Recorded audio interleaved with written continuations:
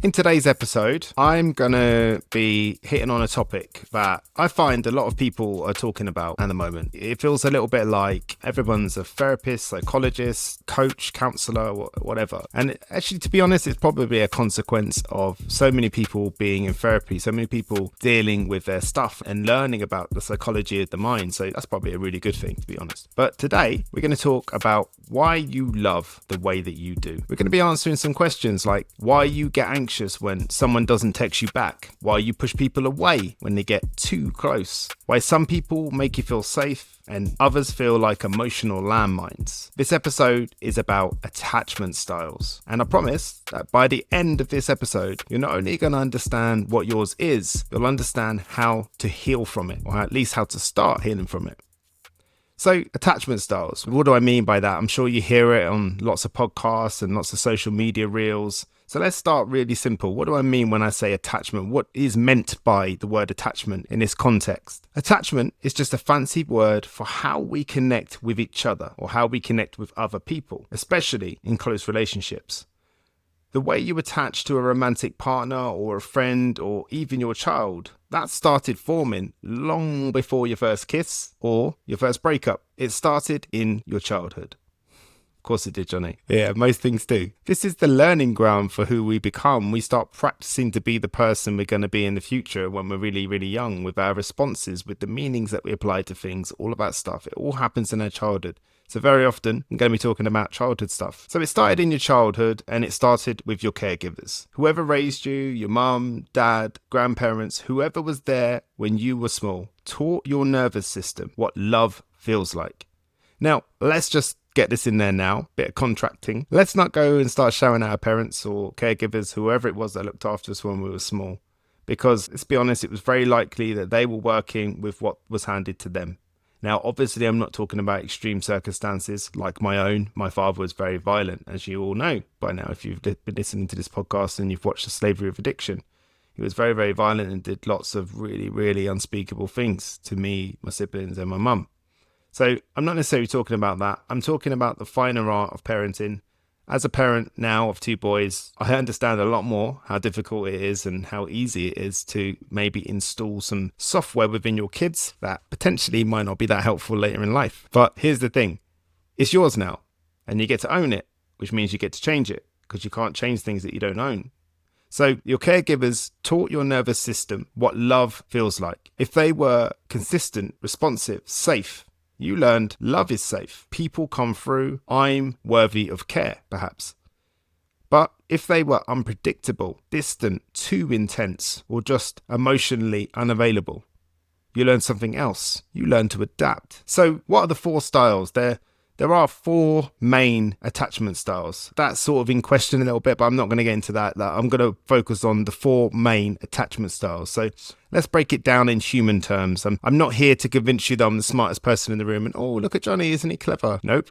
I'd love you to understand this stuff because when you do, it really does change things. It really does help you understand yourself, then in turn, understand your responses, your reactions, the feelings that you have within you, which helps you make better decisions, which ultimately helps you present a different behaviour to the world, which helps them respond better to you, or at least that's the hope. So the first one is secure attachment. This is deemed the healthiest attachment. You feel safe in relationships, you trust people, you're okay being close, and you're okay being alone. You don't panic when someone pulls away and you don't run when things get too deep. Roughly 50% of people have this style, though honestly, that number's dropping in our hyper-digital, emotionally avoidant culture. Social media has made a huge difference. We shouldn't be able to know what everyone's doing on the other side of the world. We shouldn't be able to know what people are thinking because sometimes people will put a post out there thinking one thing and about an hour later they're thinking something totally different and they perhaps regret that post, but they can't do that, so they have to double down on it. You can see the problem there. So roughly 50% of people have this style. And as I say, I think that that's probably dropping because social media has had the most incredible impact on our life. And just to be able to easily communicate and the different forms of communication, messages, text messages, they can get misinterpreted. The cadence can be read wrong. The tone can be read wrong. All of these different things. The next one is anxious attachment. This is when you constantly worry people will leave. You overthink every message. You fear rejection. Fear it. You actually fear it. It dominates your behavior. You're operating out of a place of fear because you fear rejection so much that will make you do things or stop you from doing things. It feels like that anyway. You might come off as clingy, but really, all you want is reassurance. You just want to feel reassured that people won't leave you. This usually develops when love in childhood was inconsistent. Sometimes your caregiver was there, other times they weren't. So your brain learns you have to hold on tight. You have to prove I'm worth staying for. Wow, think about that statement. You have to hold on tight and you have to prove that you're worth staying for. You have to prove yourself in all moments. Does that sound familiar? Avoidant attachment is the next one. This one's often misunderstood. Avoidantly attached people are often independent, logical, and emotionally distant. They struggle with intimacy. They keep walls up. But here's the secret. Avoidant people still want love. They just learned it's not safe to need it. Maybe their caregivers didn't respond emotionally or punished their vulnerability. So they learned needing someone gets me hurt. I'll rely on myself. Resonates with me a lot. They're not cold, they're self-protecting. That's what they are. They're self-protecting. But you read it as cold and closed off and all of these things. Here's the thing, right? Sometimes asking someone with an avoidant attachment style to communicate the way that you want them to communicate is like asking them to speak a language they can't speak. It's not that they won't do it, it's that they can't. They don't know how. Now they can learn, but whoever it is that's asking them to learn has to have patience. Because it won't happen overnight. You don't just learn a language overnight, right? You don't just wake up one morning and start speaking Russian or Chinese or whatever other language that is. So this is like a language. Learning to communicate as a avoidant attachment style person or avoidantly attached person, that's difficult. So the person changing behavior needs time to practice and needs to be willing to practice. And the person that's waiting for that behavior to change has to be patient. So it's not cold, it's self-protecting. So again, maybe a little bit of reassurance that protection is not needed. And then lastly, disorganised, or often called fearful avoidant attachment. This is the most complex, as you can probably perceive from the long title that it's got and the many names that it's got. It's a mix of anxious and avoidant together. Great combination, right? So I want love, but you're terrified of it at the same time. You get close, but then you push them away. You trust, and then you sabotage. Come close, but don't get too close is basically the mantra for someone who is disorganized or fearful avoidant attachment style. This usually comes from some form of trauma, especially in early childhood. Unfortunately, it's things like abuse, neglect, or inconsistent caregiving that can create this pattern. So it's confusing, it's painful, but it can be healed. It's so important that when you listen to these podcasts that you learn stuff, but you also feel that there's hope at the end. That really is how I want to show up for you guys.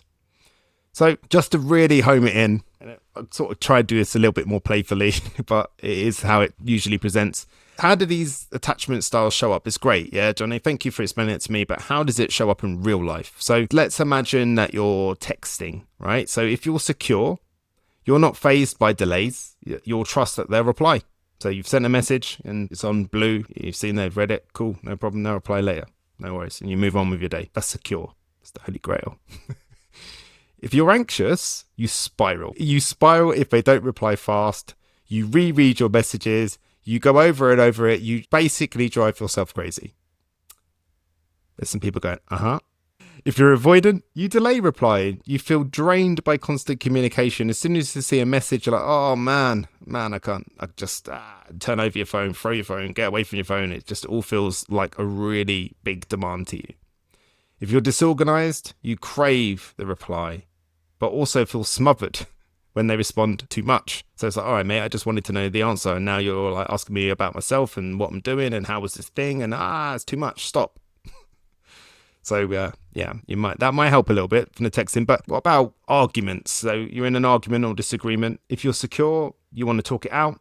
You can stay calm. You're open. You're quite happy to be honest. There's no secrets. So, you're nice and secure. Everything's good. Again, holy grail. If you're anxious, you just panic. You might even cry. There might be some pleading going on or some begging for connection.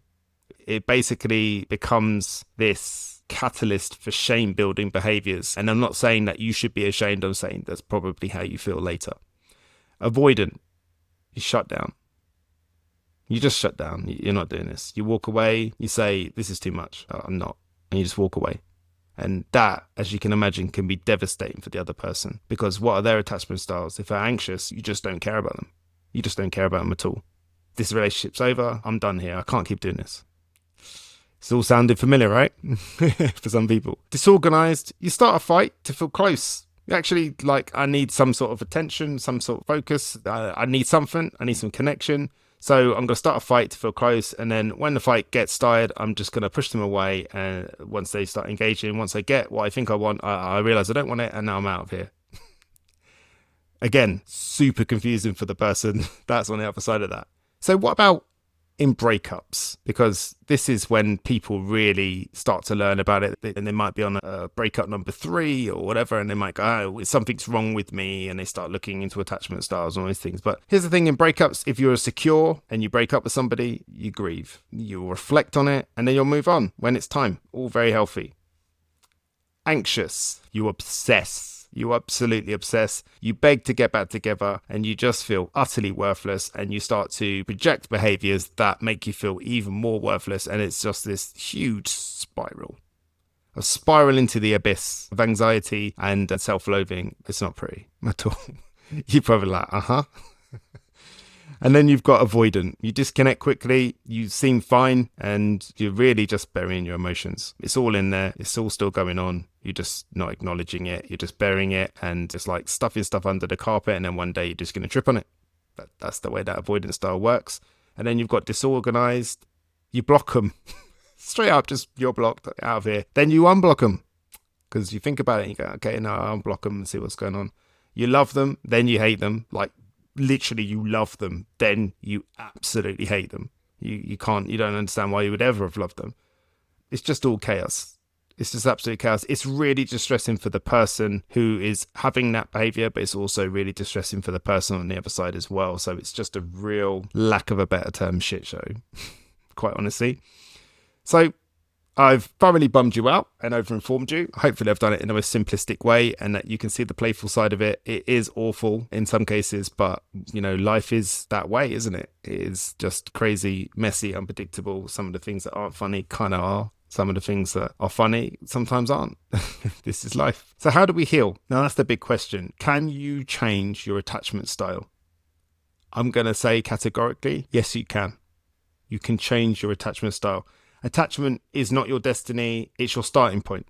That's the way I look at it. I look at it like your starting point. So how can we do that? So first thing is, obviously, and hopefully this podcast has helped and you can go off and do some more research, but you want to know your style. You want to know your style. Awareness is everything. If you learn anything from me, hopefully it's that you have to be aware of things. If you're not aware of something, then you don't have the option to change it. You can't change something that you're not aware of. So when you know your pattern, you stop being it and start working with it. So it's not something that's just happening to you. It's something that you realize that you have some autonomy over, some control over. You can do something about it. So the first step is know your style. The second is name the triggers. Now, that doesn't necessarily mean out loud, or especially not on social media. You just need to be aware of the things that are triggering you, and being really specific about that is quite helpful. So notice when your style gets activated. So straight away, I'm saying style, not you, your style. We're detaching from this a little bit. The attachment style. We're detaching from the attachment style. When you're ghosted, ignored, criticized, what happened in your body? Good question. What happened in your body? Were you shaking? Did you feel tight-chested? Did you crunch up? Did you get a headache? Did you grit your teeth? Did you cry? What happened? What happened in your body? Did you get a tight chest? Did you feel like running? Did you feel like begging? What happened? So just pause and name it. This interrupts, and this is important, this interrupts the autopilot. So you know your style, and now you're naming the trigger by interrupting the autopilot and the behavior that was inevitably going to start coming out, and you're pausing and you're naming it. So you know your style and you're naming it in the moments when it's happening. Next, and I think I said this on the last episode, you're going to practice the secure behaviors. Practice. I said it last week, practice, or the week before. Practice the behaviors that you want to keep. And practice removes the pressure of perfection. You see, when we think we've got to do something perfectly, the pressure starts to build and it becomes really difficult to do. So just practice it. And practice is great. When you go to the gym and you're practicing a squat, you don't expect to do it right first time. You're practicing it, which means that you're noticing when you're getting better. You're noticing where you could get better. You're noticing what you notice. So practice that secure behavior. Even if you don't feel secure yet, act like someone who does. So you're going to communicate directly. You're going to set healthy boundaries. You're going to take space without disappearing. And you're going to soothe yourself before reacting. In the beginning, this might feel like you're faking it, but over time, it will become your new reality. Again, you're not faking it, you're practicing. You're practicing the new behavior. So, as I said, you're going to learn your style, you're going to name your triggers, you're going to practice the secure behavior. But ultimately, where we want to get to is the last one, which is we're going to heal the origin.